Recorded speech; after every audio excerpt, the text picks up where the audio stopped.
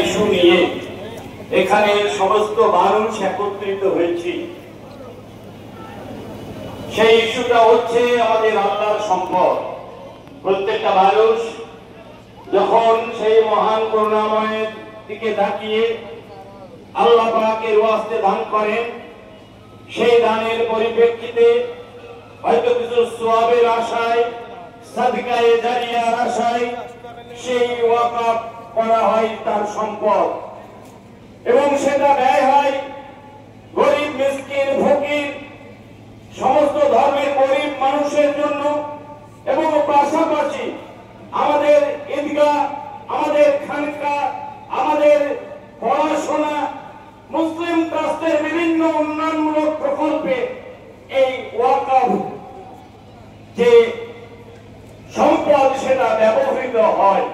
আমরা সকলেই সেটা ইনশাআল্লাহ জানি। সুদীর্ঘদিন থেকে একটা ওয়াকফ বোর্ড আছে, সেখানে একজন সিও আছে, CEO chief executive officer, SDO র্যাঙ্কের একজন অফিসার আছেন।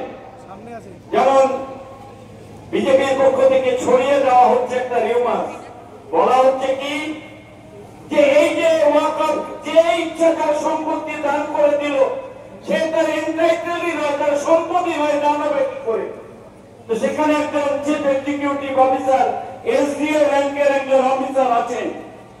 যেমন দমকলের এসডিও আছেন, তিনি এই সাব ডিভিশন পরিচালনা করেন। ওয়াকফ বোর্ডে যখন সরকারি একজন অফিসার আছেন, যিনি এই সম্পদ ঠিক আছে কিনা, রেকর্ড ঠিক আছে কিনা, এবং এগুলো ঠিক আছে কিনা, এবং যে ওয়াকফ করেছে সে তার মালিক কিনা, একটু হিয়ারিং করে দেখে নিয়েই সেটা এন্টাই ওয়াকফের সম্পত্তি হিসেবে গৃহীত হয়। আর বিজেপির পক্ষ থেকে বলে দেওয়া হচ্ছে একটাই কথা, যে সম্পত্তি তার নয়, সে দান করে দিচ্ছে। এটা ইসলামে কোথাও হয় না, এটা বিজেপির একটা বানানো গল্প।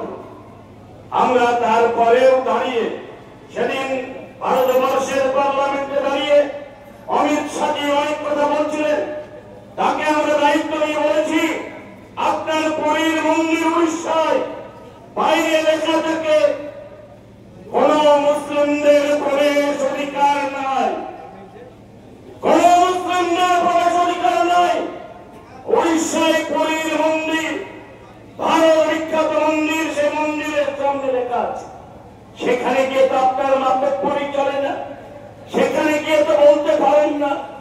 আর মুসলিম ভাইদের নিজস্ব সম্পদ যেটা আল্লাহর রাস্তে দান করা হয়েছে, সেই সম্পদ কেড়ে নেওয়ার জন্য এত আপনার মন আনচান করছে, ভাবতে অবাক লাগে। ভারতবর্ষের পার্লামেন্টে 542টা সিট, একটা মুসলিম এমপি নাই। মাইনরিটিদের দেখবার জন্য একটা মিনিস্ট্রি নেই। মুসলিমদের এত অবহেলা আর মুসলিমদের সম্পদের দিকে এত লোলুপ দৃষ্টি যেন লাল পড়ে যাচ্ছে।